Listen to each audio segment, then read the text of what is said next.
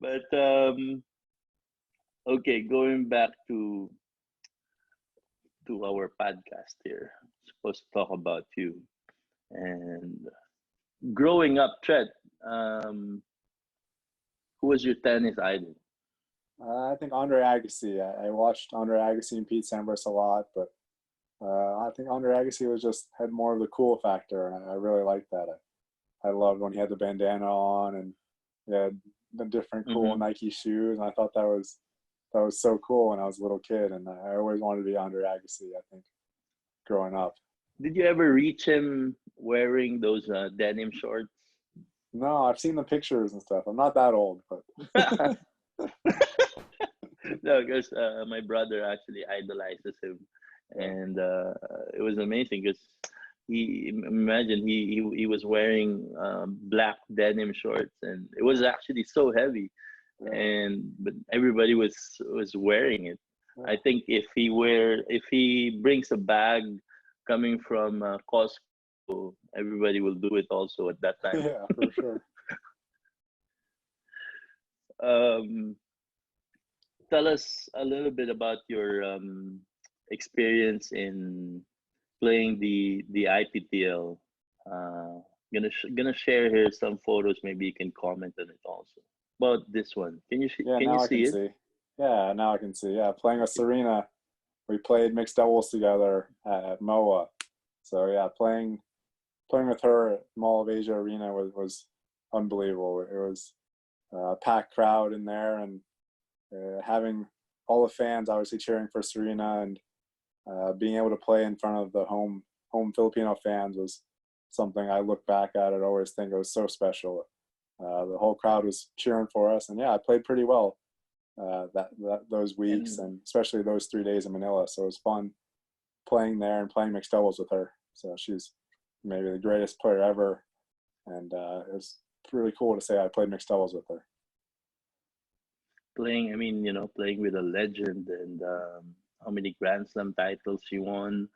Uh, it was amazing on how how the IPTL was then in 2014 and 2015 in Manila. Yeah, We thank a lot the group of John Henry for bringing that, and it was such an experience.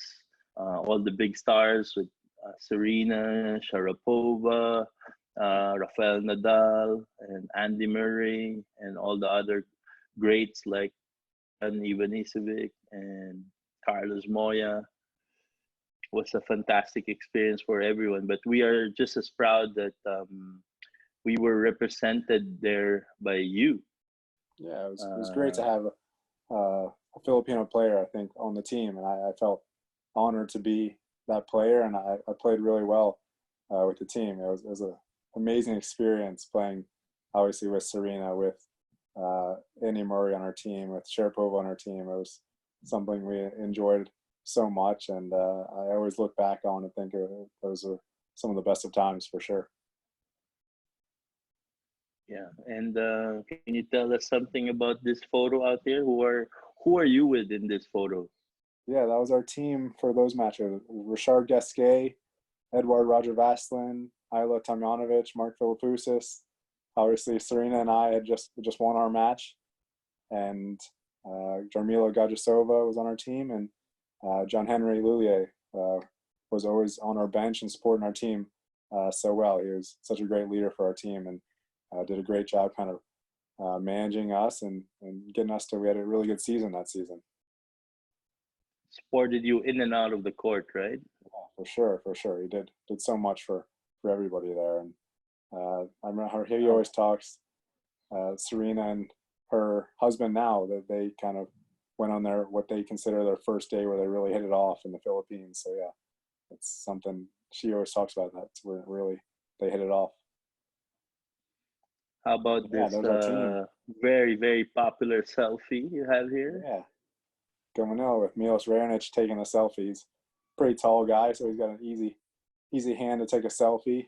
But yeah, we had a good team, and it's always a good team when you have Serena and you have a pretty pretty great player to kind of lead your team and get a lot of wins for you. And obviously Hmm. Milos was such a great player, getting to a couple of Grand Slam finals, and Mark Philippoussis was so good for our team as well.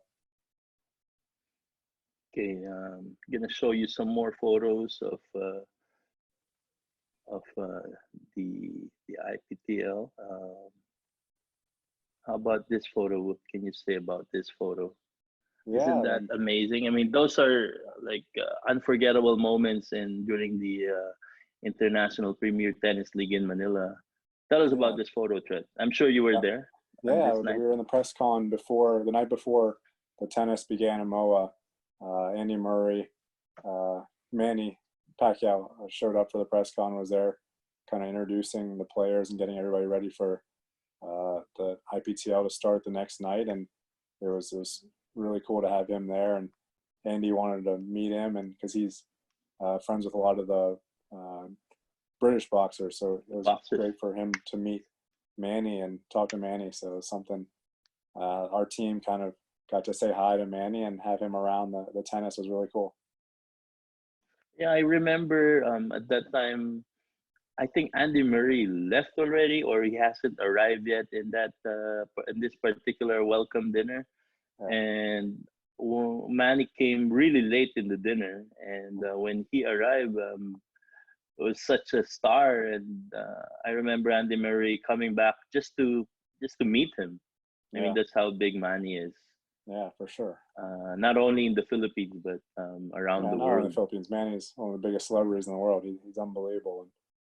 And it's cool for even some of the best athletes in tennis and other sports want to meet Manny and talk to him and hear about his story, where he's had one of the most unbelievable kind of stories as professional athletes. It's incredible to see and follow.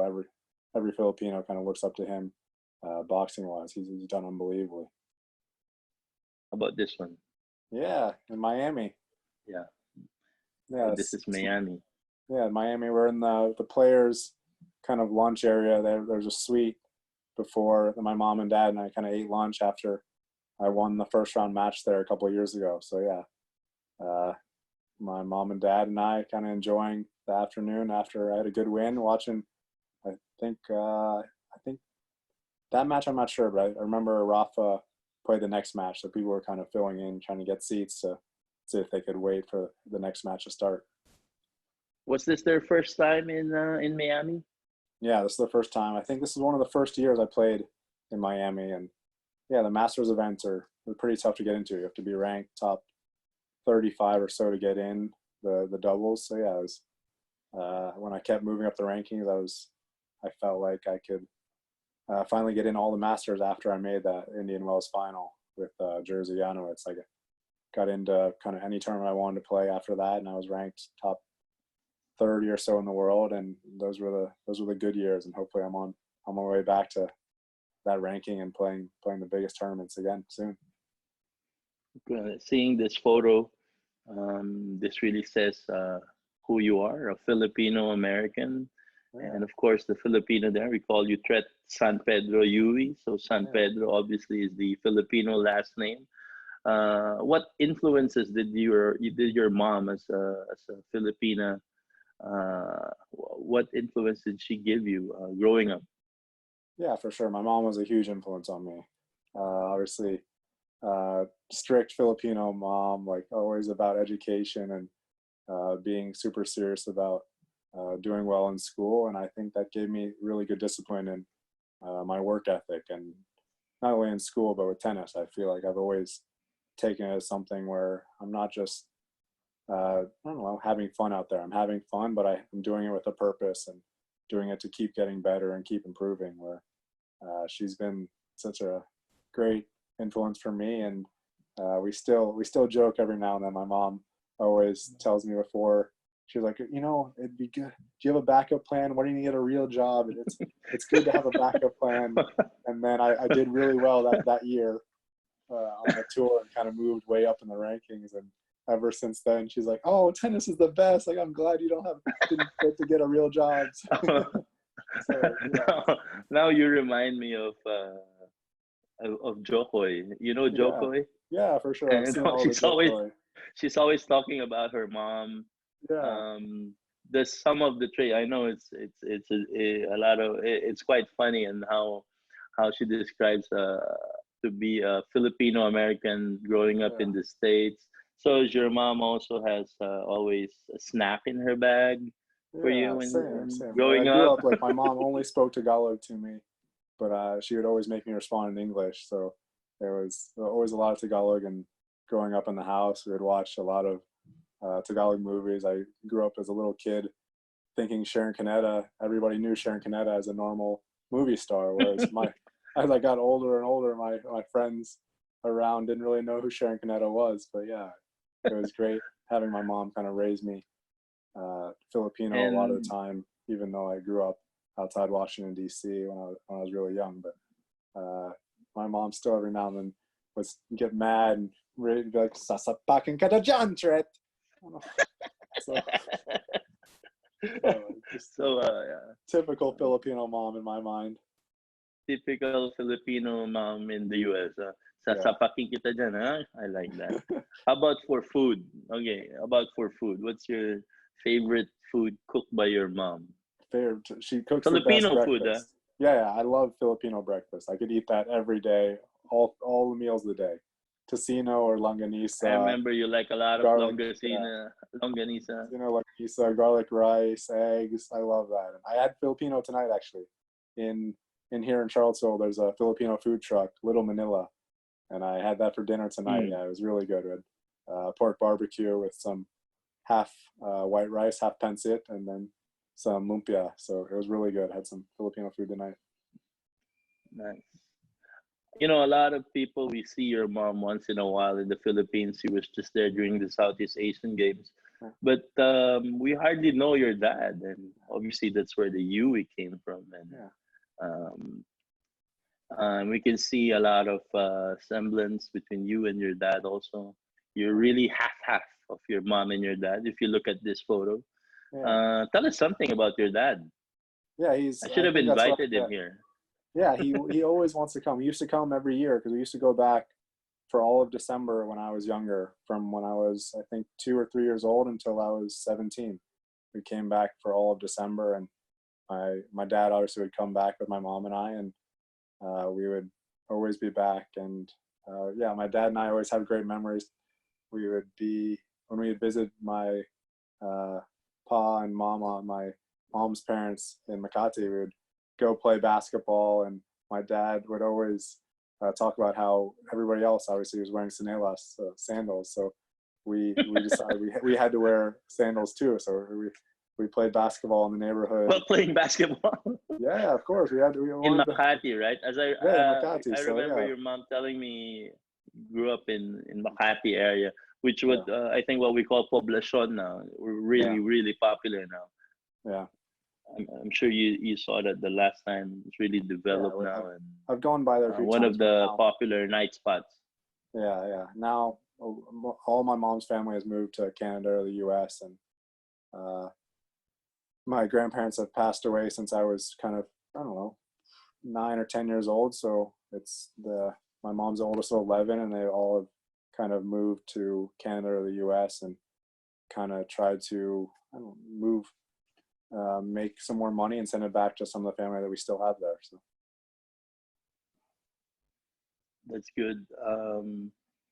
How about how are they now? How's your parents with this crisis?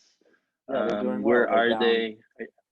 They're down in Florida now. They're down in Florida playing tennis for a month or two now. They're retired, so they've been playing tennis with some friends down in Florida, and they're just staying there for now. So it's hit pretty hard in Florida, kind of near where they are, but they're 2 hours away from Miami. So they're just Mhm. staying at home and trying to be safe. So yeah, my mom and dad both still play tennis my dad still plays every day. He loves it. And he was obviously a really good athlete when he was younger, and my mom still plays every now and then. And yeah, she enjoys it. I know she loves her tennis, and we can see that a lot. Must be where you're getting your influence. I know it's getting a little bit late there, so we're gonna wrap this up a little bit soon. Um, any message thread for your Filipino fans? Yeah. Thanks so much for the support. It's Well, been, this crisis is ongoing.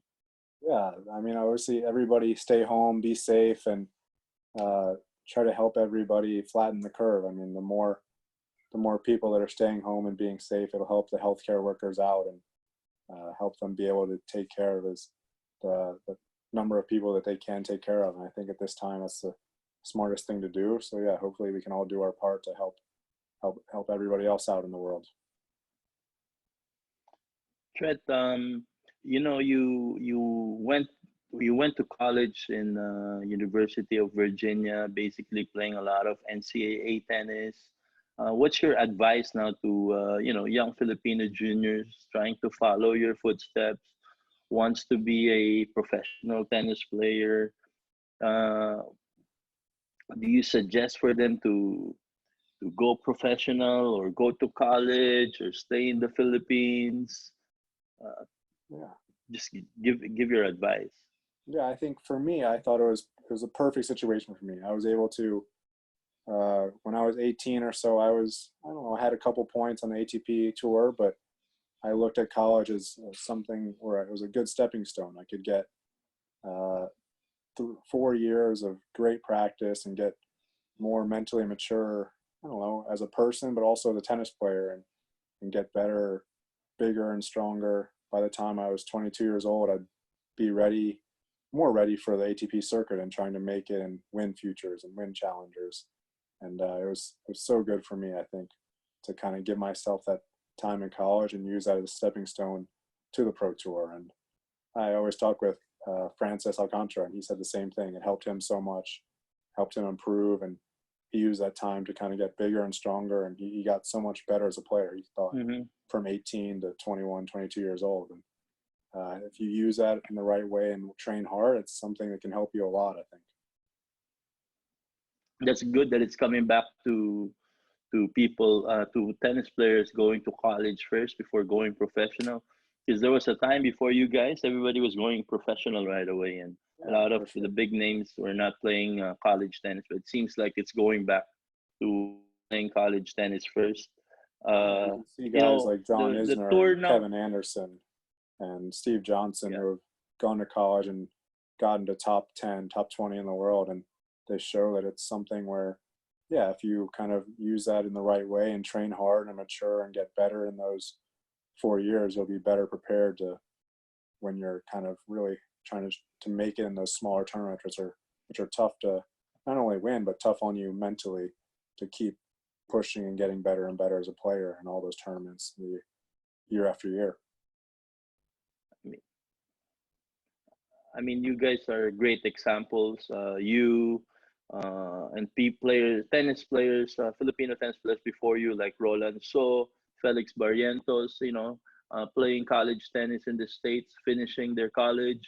And then now we have you guys, Tret and Ruben Gonzalez, finishing college also together with Francis Casey Alcantara.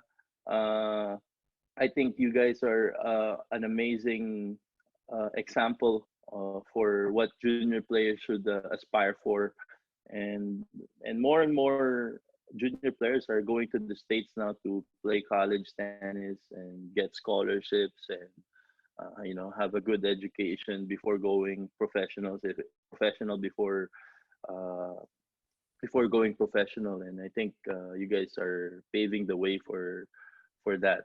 Yeah, And for sure. And it's always good to have Tret, a backup plan. You can get a good education while really training and doing everything you can in tennis. To if tennis doesn't work out, I mean, you always have a college degree from a university in the U.S., which is a great thing to have when you go into the working world. the in like here in the Philippines, a lot of uh, there's a lot of work stoppage here now, right? So Yeah, everybody is in lockdown, and some big companies here are giving a lot of support to their employees. The same in the US. Um, I think the WTA, the ATP, and the Grand Slam should also give some sort of support to its stars, or not the stars, but especially the lower ranked players who doesn't make as much as the big stars of tennis, and some sort of financial support to keep them going during this trying times. Because as we all know, all of you guys, a lot of you guys are unemployed now, basically, just Yeah. like a lot of people. And I hope the WTA, the ATP, and the Grand Slams do something about it together with the ITF, Yeah, for sure. That's where giving it's some hard in sort of tennis. And support to. all the other sports, you kind of have a guaranteed contract. You get paid yearly, whereas in tennis, unless you're top 5, 10 in the world and have big sponsorship deals, you're not making any money in tennis unless you're playing tournaments and earning your prize money. So right now, 99% of tennis players are unemployed and not making any money. So that's where it's really tough in these times. But I mean, Exactly. there's Exactly. people that are way That's off. why, I But mean, yeah, ATP, the WTA, the ITF, and the Grand Slam tournaments. I mean, these are big companies. I mean, they make a lot of money, and they should also emulate all of these companies who are supporting their employees. yeah, Still giving their salaries, giving support, and I think they should do something about it, because this will go for a while. I mean, now they've announced that most likely it would be June 7, but there's a big chance that it would go even longer, and they yeah, have to support their athletes. Those are their stars. Those are if this is show business, you guys are the artists, yeah, for sure. That's and where, yeah, I've heard from the ATP council, some of the players have talked about that the next month or so, there's going to be talk of a monthly stipend depending on your ranking. And we'll see if that actually comes to light or comes through. But at this time, obviously, everybody's more concerned with the virus and kind of getting through day by day. So hopefully that comes, I don't know, the next month or two. But it seems like there's more important things at hand. So we're all concerned about that and trying to stay safe. that's good to know that they're considering that. And lastly, maybe you would like to give a message to your supporters, to your fans, to your sponsors. This is your chance. Yeah. Obviously, Any message thanks, for them, Fred? John Henry Lullier and Sabana Lullier. What are you wearing there, by the way? Oh, my What's your shirt? Sabana Lullier. Oh, Yeah, wow, nice, yeah. nice. So they You're getting good at this, Savannah, huh? yeah, Savannah supported me so much over the years, and I can't thank them enough. And I lost you a bit. Yeah, yeah. Go ahead. oh yeah, saying thanks so I much to lost you. Yeah, go ahead. Yeah. all the fans all over the world, but especially back home in the Philippines. Hope uh, Filipino tennis fans have shown me so much love, and I can't thank them enough. And let's keep building the Filipino tennis community, and the years to come, tennis can get bigger and bigger, and we'll have more and more players, and Davis Cup, Fed Cup will keep getting better and better.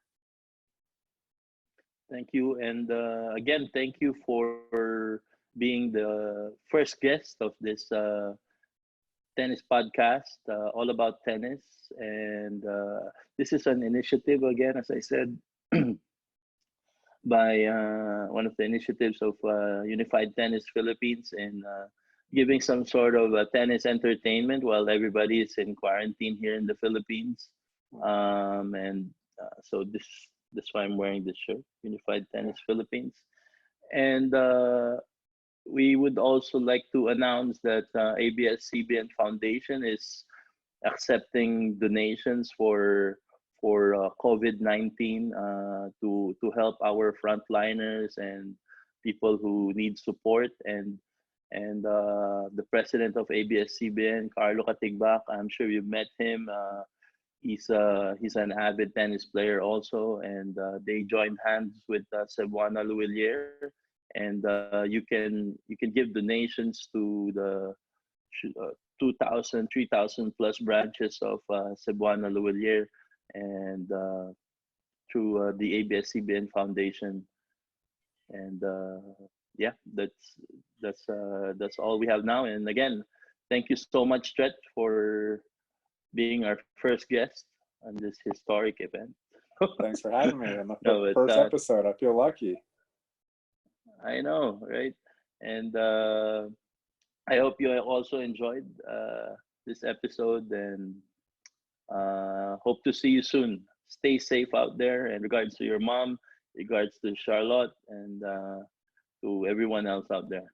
Thanks a lot. Thanks a lot. And talk to you soon. Hopefully I'll be on another podcast soon. Yeah, yeah. Cheers. Cheers. Good night out there. Thanks. Thank you, Tret. Bye Thanks bye. for having me.